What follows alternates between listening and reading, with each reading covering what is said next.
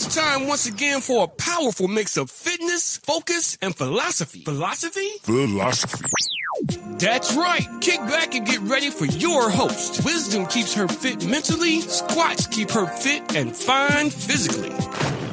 Yes, I said fine. Tune in and prepare to challenge your body and your mind with Professor Kristen Hester. You'll think better, you'll live smartly, and all thanks to Kristen teaching us right now how to squat wisely.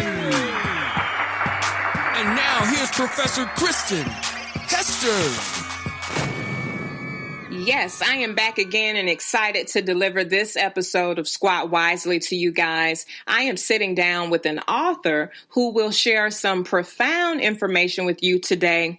I am really focused lately on mindset. In general, when you embrace wisdom and when you are a seeker of wisdom, it helps you to improve your mindset. And you'll find that very true when you're listening to the author share his information and tips for living with you guys today.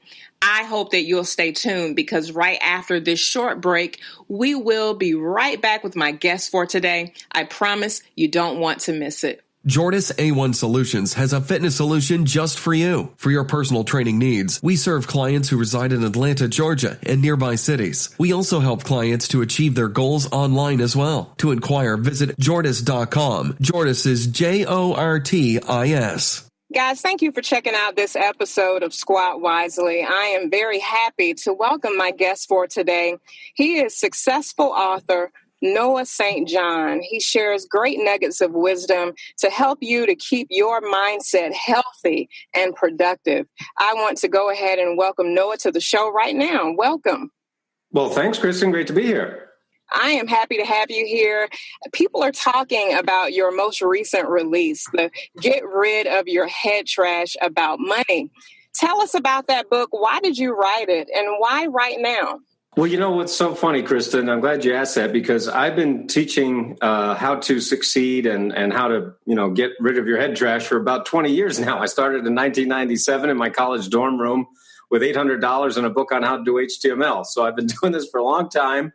And, people write me on social media or they contact us on our website at noahstjohn.com and they say, hey, Noah, I hear you're the guy that helps people get unstuck and helps people to get rid of their head trash. And I'm feeling like I really could use that. So can you help me? And I started to hear the same thing over and over again. I'm feeling stuck. I'm feeling overwhelmed. I'm feeling, like I'm working harder or not getting ahead. And I started to look at why is this happening? Why are we seeing this over and over again from so many people all around the world?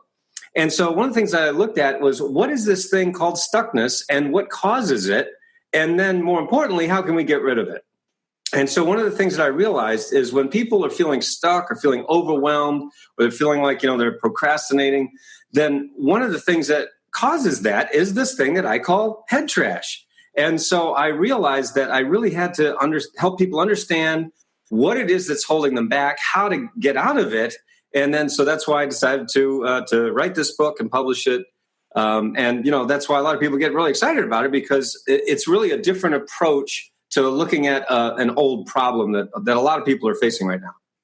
Definitely. So with this head trash, unfold that for us. What is head trash? Yeah, absolutely. So head trash is that voice in your head that says, I can't do it because ... And then you just fill in the blank, right? I can't do it because I don't have the time.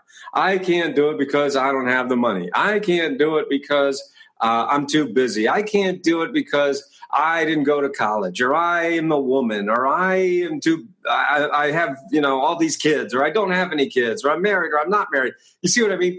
The thing is we find all these excuses, all these reasons why we can't reach our goals. But here's the problem with your head trash. I mean, that's bad enough that we're telling ourselves these things. But the worst part about your head trash is you always make yourself right. See, so if you tell yourself, well, I can't do it because I don't have the time, then guess what? You find that you don't have the time. But meanwhile, I can show you that we all have the same 24 hours in a day, right? We have the same 24 hours as Bill Gates and Mark Cuban and Richard Branson and Warren Buffett. We all have the same 24 hours. So it has nothing to do with time. And you say, well, I don't have the money. I can't afford it.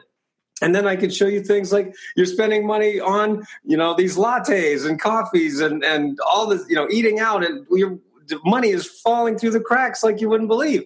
So there's all of these reasons that we tell ourselves, which is what I call your head trash, that guy that says, I can't do it because. But what I want people to realize is that if you keep listening to that voice, you're never going to reach your goals, not because you can't do it, but because you tell yourself you can't do it. Exactly. It's funny because with head trash, a lot of us, we protect that aspect of ourselves. It's like a safety net, but at the same time, it's self-defeating. So how does it keep us stuck? And how can we move forward from that place? Well, absolutely. You're totally right. And like I was saying, you're that voice in your head. See, we all want to go from where we are to where we want to be. I call that going from your CPR to your NDR. Now, your CPR stands for your current perceived reality. That means you are who you think you are. You are what you think you are, and you are where you think you are, right? So that's where you are right now, your current perceived reality. Well, where you want to get to, your NDR stands for your new desired reality. That's your pot of gold at the end of the rainbow. So let's say you want to, make more money. You want to start a business. You want to grow your business. You want to lose some weight. You want to find love, whatever it might be. That's your pot of gold. So between your CPR and your NDR, there's a gap. And that's what I call your belief gap. See, the belief gap is like the chasm between where you are and where you want to be. And what's so sad and ironic is that so many people come to me after they spent so much time, money, and effort trying to fill the gap. But what happens is that because nobody has taken the time to show them that, number one, the biggest part of the reason why they're not reaching their goals is this head trash, this that causes your belief gap. And number two, of course, nobody's taken the time to show people how to get rid of your head trash, how to overcome that voice that's holding you back from reaching your goals. So the point is, when you want to go from where you are to where you want to be, this is one of the most important places to start, is understanding what you're telling yourself and what's causing your belief gap. Noah, I found out about you thanks to your book on affirmations. And for people who are listening, it's not affirmations, AFFIR. He's actually saying AFFOR, affirmations. And that was a great piece from you. I want to know, when it comes to this head trash, can you explain to us what are affirmations and how can we use those to get unstuck from the head trash? Absolutely. So I'm glad you brought that up, Kristen, because that's how a lot of people find me, is through my teaching, my discovery of affirmations. So just for everybody listening, we're not saying it wrong. We're saying a new word. So this is not affirmations, which is the old way of doing it. Okay. So everybody who's ever read a self-help book knows that an affirmation is a statement of something you want to be true, right? So a classic affirmation might be, I am rich, right? You say, I am rich. And what does your brain say? Yeah, right, right? And right. So for most people, they say these positive statements and they want to believe them, but they just don't believe them. One of the things I like to do at my live events, we have a live event called Freedom Lifestyle Experience, where I teach people how to actually master their inner game and outer game in just 3 days. And one of the things I love to do is have everybody stand up and say, okay, we're going to say an affirmation now. Ready? And everybody say, I am rich. And they go, I am rich. You know what happens next? Everybody starts laughing. And I go, what are you laughing at? And they say, well, I'm not rich. And I go, but you just said you were. Yeah, but I don't believe it. See, that's the problem with these traditional affirmations. You're not saying anything wrong. The problem is we don't believe it, right? And so the traditional teachers said, well, if you don't believe your affirmation, just repeat it 1,000 million billion kajillion times until you believe it, right? And for some people that worked just fine, but for millions of us, it didn't work at all. And so back in 1997, I'd been reading these books for many, many years. I grew up poor in a rich neighborhood, so I'd been reading self-help books just to try to get out of that poverty and that lack and that not enoughness for many, many years, but I just couldn't get it to work. And so I kept thinking about it. It was just driving me crazy. I said, how come I'm doing everything the book said, but it's just not working? And one morning I was in the shower and I was thinking about all this. In my book, I call it The Shower That Changed Everything, because I was thinking about this and I said, now, what are we talking about? We're talking about beliefs. Well, what is a belief? A belief is a thought. Okay, but what is thought? And I realized that human thought is the process of asking and searching for answers to questions. For example, if I ask you, why is the sky blue? your mind automatically starts to search for the answer. Why is the sky blue? So I said, well, wait a second. If the human mind is automatically searching for answers to questions, why are we going around making statements we don't believe? Why don't we just cut out the middleman? And I said, I don't know. What would that look like? Well, let's see. You've got the statement or affirmation, I am rich, to which your brain replies, yeah, right. So what would the question be? And then I thought, why am I so rich? Now, when you ask yourself that question, why am I so rich? What starts to happen in your brain?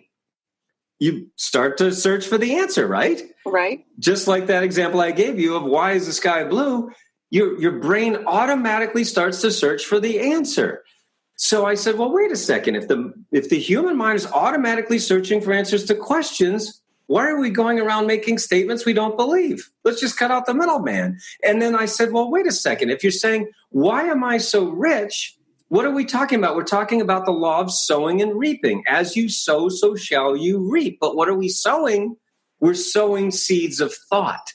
And yet, what are most people doing? Sowing lousy thought seeds. Why am I so stupid? Why am I so fat? Why can't I lose weight? Why isn't my business growing? Why can't I get a date on Friday night? Why is there more month left at the end of the money?